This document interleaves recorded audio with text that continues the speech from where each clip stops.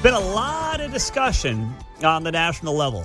Where, if the government's going to be in the grant business, should it be giving grants? We're seeing a changing of the guard, it seems like, when it comes to higher education in this country. It's happening slowly, but it is happening. And there are a lot of great opportunities for that in the Kansas City region. One of them is at Washburn Tech. Scott Smathers is their dean. He joins us on KCMO Talk Radio.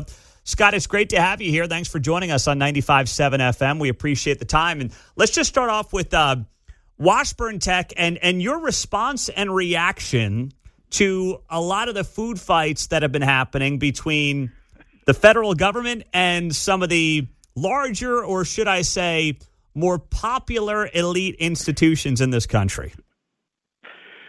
Oh, that's a great question. I think, first of all, thanks for having me. There's been a lot going on. When you look at it, now I don't have obviously all the details. I see what you see in regards to a lot of that information. I think in some cases there's some valid concerns associated with what's going on with the federal government, from the federal government's perspective. I also understand, though, in some cases from their particular institution's perspective, how some things could be distorted or perceived incorrectly when compared to what's actually happening on the ground. Also, with the limitations that you still have the First Amendment rights to speech and everything like that you have to factor in with students. So, what have you seen from your perspective at Washburn Tech?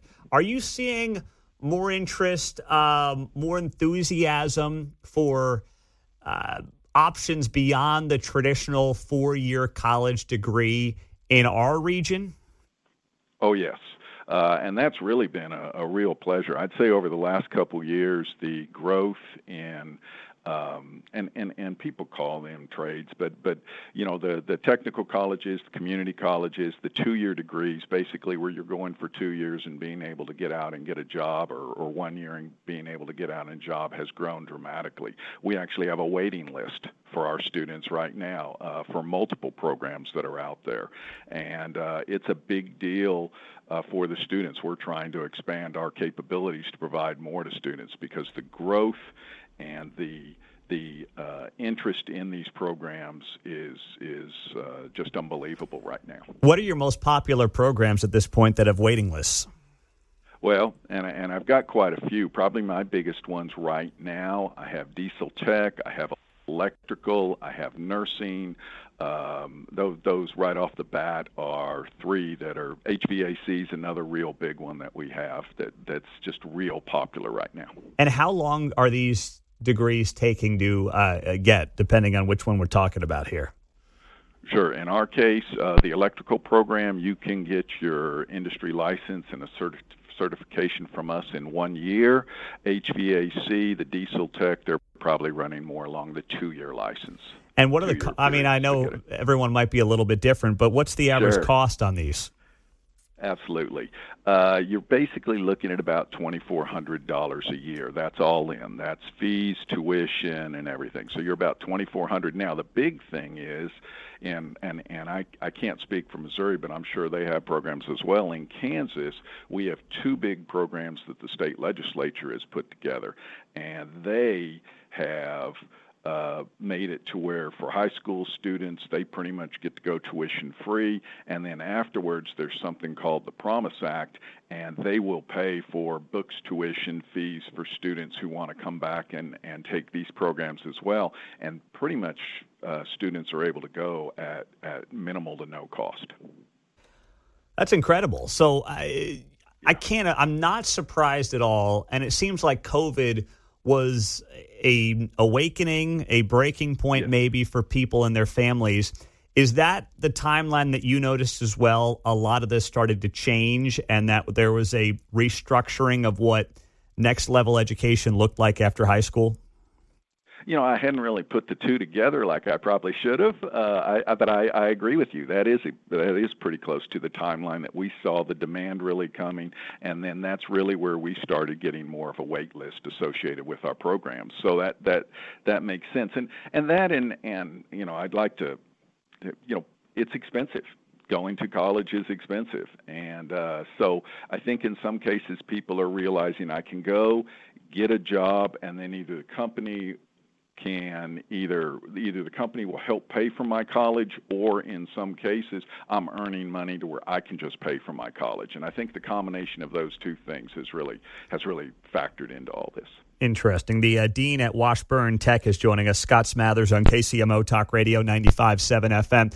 Then, the president, and listen, obviously he's got new ideas every day, and I'm not trying to get you in the middle of some type of political spat here. All good. But I do want to ask, as he's floated out the idea of saying, hey, let's take the billions of dollars that we give to Harvard for grant money and spread it out to maybe trade programs around the country.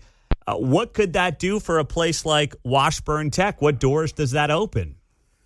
Well, it right now, and that's once again, it's great from our perspective. If we got additional money, we are trying to expand our size so that we can handle more students. As I said, I have a wait list of probably 200 students, maybe more, 250 students that I would love to be able to get into our programs, and having additional money to be able to expand our capabilities would allow us to do that. And is that something you've also requested from the state, or is that not something you've done just yet?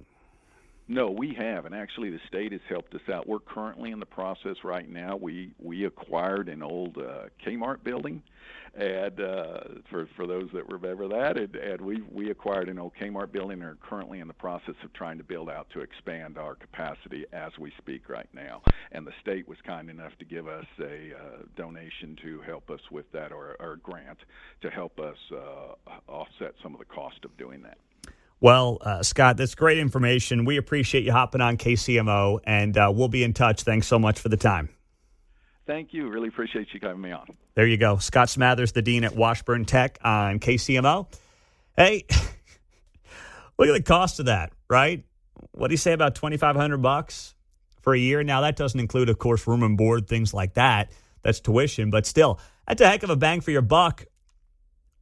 And you're talking about some of these tech trade programs, whatever you want to refer to them as, compared to some of the 4-year degrees that you end up in tens of thousands of dollars in debt on behalf of, and really no skill sets that apply to the free market.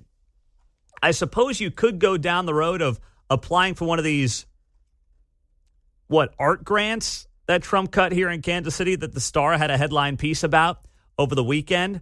Trump terminating grants to Charlotte Street here in Kansas City, and a host of other groups across the country awarded by the National Endowment for the Arts. Charlotte Street lost $25,000 in federal support. And what was it funding? It was funding Juan Gosson, an oil painter, and it was also funding Aaron Dodson, who likes to show off jars of dye made from a walnut tree. That's where you're getting with some of these 4-year degrees. It's comical. Meantime, you can actually do something and learn a real skill that applies to the free market at a place like Washburn Tech. What a concept. Talk about a bombshell.